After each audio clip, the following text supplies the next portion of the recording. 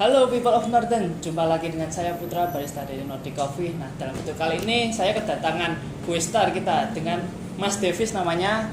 Dia merupakan champ atau juara latte art kita yang nasional lah.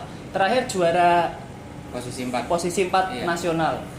Terus dalam video kali ini kita mau membahas soal apa itu basic knowledge sebuah latte art. Nah, pertanyaan yang sering kita jumpai yaitu pertama, apakah penting basic latte art untuk seorang barista? Mas Davis, mungkin bisa dijelaskan? Silakan. Pada umumnya kalau kita kenal latte art, kita dikenalkan dengan cara frothing yang benar, terus pengenalan texturing susu yang benar setelah di steam ya. Jadi pada dasarnya dalam suatu knowledge barista penting sih menurut saya, karena dari situ kita banyak belajar dari texturing susu, bagaimana kita bikin foam yang baik, bagaimana kita steam yang baik, yang benar, terus pengenalan suhu pada susu juga. Jadi kalau kita ngomong seberapa penting, penting banget sih. Pada umumnya kan kita di cafe kan kita juga jualan minuman yang bersusu ya, kayak cappuccino, latte, atau piccolo, seperti itu sih. Oke. Terus pertanyaan selanjutnya, pengertian atau perbedaan soal antara cappuccino, terus ada piccolo, terus ada latte, itu mungkin apa aja itu pengertian sama perbedaan? Ya, jadi kalau kita ngomong cappuccino pada umumnya kita pakai gelas biasanya kan rata-rata 5-6 oz ya. Betul. Jadi mungkin kalau kita mengacu pada teknik yang lama, ukuran foam sendiri pada cappuccino itu berkisar antara sekitar 1 cm sampai 1,5 cm lah ketebalannya ya. Cuman seiring berjalannya waktu, cappuccino sendiri sudah mengalami perubahan banyak. Jadi sudah mulai bisa digambar. Kalau kita kenal cappuccino yang dulu kan cuman gambarnya itu yang bulat aja. Jadi foam aja, dry foam gitu maksud saya. Terus dikasih coklat. Oh iya, tahu. Untuk latte sendiri biasanya umumnya dipakai antara sekitar 7-8 oz.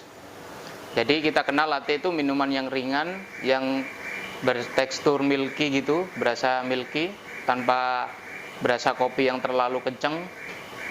Untuk penggunaan foam sendiri, kalau latte sih menurut saya masing-masing tergantung gambar ya. Karena judulnya kan latte art, nggak ada cappuccino art.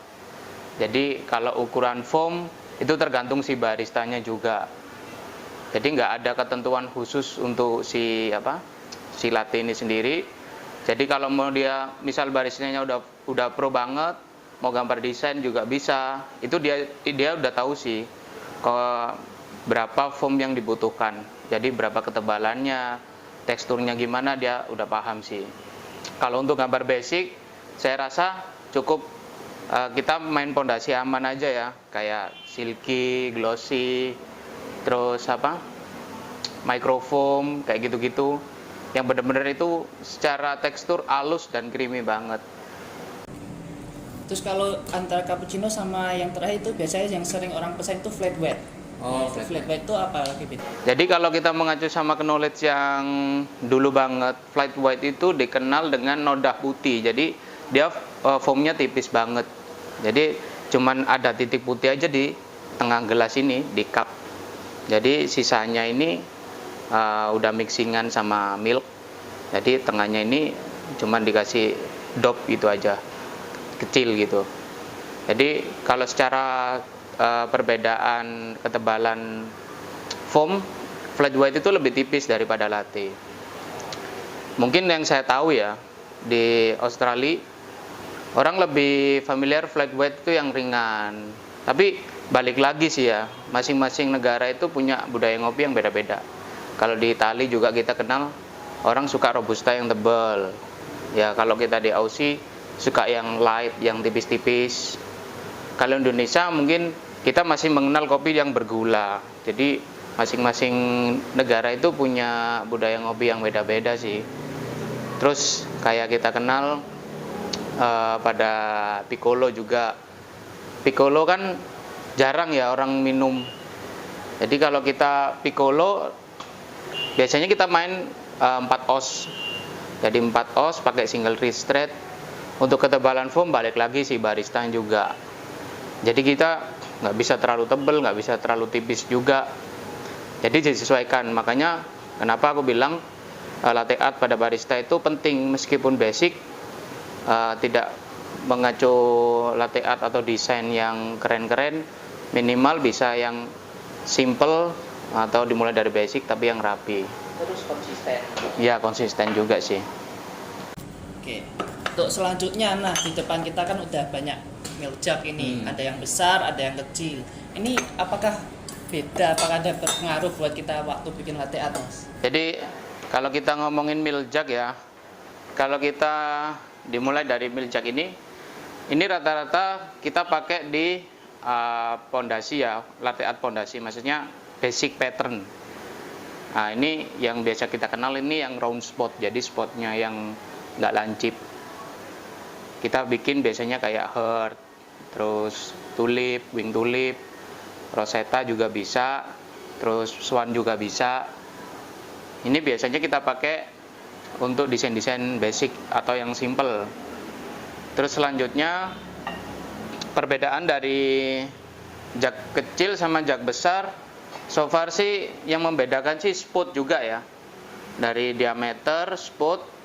Kalau jug besar yang selama ini saya tahu, kita lebih gampang kontrol flow-nya sih. Jadi cara pegangnya kita juga lebih nyaman, flow-nya juga lebih enak. Kalau kita pakai jug kecil, mungkin kalau jari pada umumnya kan kita nggak bisa masuk. Ya, ini ya nggak bisa masuk. Kalau jug besar, pegangannya lebih nyaman sih. Ini bisa lebih nyaman. Ini juga yang kuning. Nah, jadi memudahkan kita untuk ngegambar. Enak gitu masuk semuanya sini. Terus emang kenapa rata-rata memang kalau kita lihat orang Eropa atau China itu kalau bikin latte art milk jugnya besar-besar. Memang mereka butuh kontrol juga. Disesuaikan juga sama ukuran cup. Kalau setahu saya untuk yang besar, kalau kita mau gambar desain yang bagus atau yang animal pattern, biasanya itu ini cocok di 8 atau 10 oz idealnya ya. Kalau untuk yang ini mungkin bisa untuk cappuccino, bisa untuk piccolo, lalu mentok paling gede sih di latte ya, yang ukuran 400 ml ini ya. Itu sih. Terus untuk selanjutnya nih, ibarat aku kan barista nih, pengen bikin gambar, aku nyetim, cerit. Habis gitu aku jugnya aku split ini. Nah itu manfaatnya ada nggak? Split jug biasanya kan beberapa coffee shop ada yang habis nyetim langsung digambar, ada yang di split. Nah itu mungkin bisa gini, kalau yang saya tahu split itu hanya untuk misal kita gini ya. Kita pakai gelas yang 9 atau 10 oz. Atau di bawah itu, misal kita pakai 8 oz bisa. Kita make sense pakai ini nih. 8 oz. Tujuannya apa? Tidak membuang banyak susu. Yang pertama. Terus yang kedua, kebutuhan kenapa kok di split? Kita butuh spot yang agak lancip. Perbedaan spot udah jelas ya. Jadi kita butuh spot yang agak lancip. Untuk detail juga, kita bikin rosetta yang lebih kecil, kita bikin line suatu gambar itu yang lebih detail lagi. Kalau kita pakai yang round spot atau spot yang lebar, kita nggak akan dapat. Soalnya flow dari microfoam sendiri itu di sini keluarnya gede, deres di sini. Jadi kita bikin line yang kecil dan rapi itu susah. Pasti jatuhnya bakal tebel sih. Itu tujuannya untuk split milk jug. Jadi ada beberapa asumsi. Yang pertama menyesuaikan ukuran si gelas. Yang kedua kita butuh split untuk ini kita menggunakan spot yang berbeda. Itu sih. Soalnya kita masing-masing barista punya milk jug andalan kan. Nah, jadi kita kalau misal terbiasa pakai A lalu kita move ke B itu pasti feel-nya beda.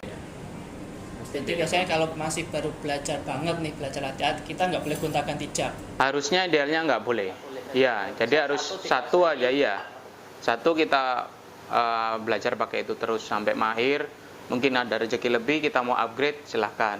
Mau yang lebih ini lagi, mau yang latte art yang lebih up level lagi, mau difficultnya yang lebih, pasti kita mau beli jag yang sharp atau yang lancip buat detailing lagi sih.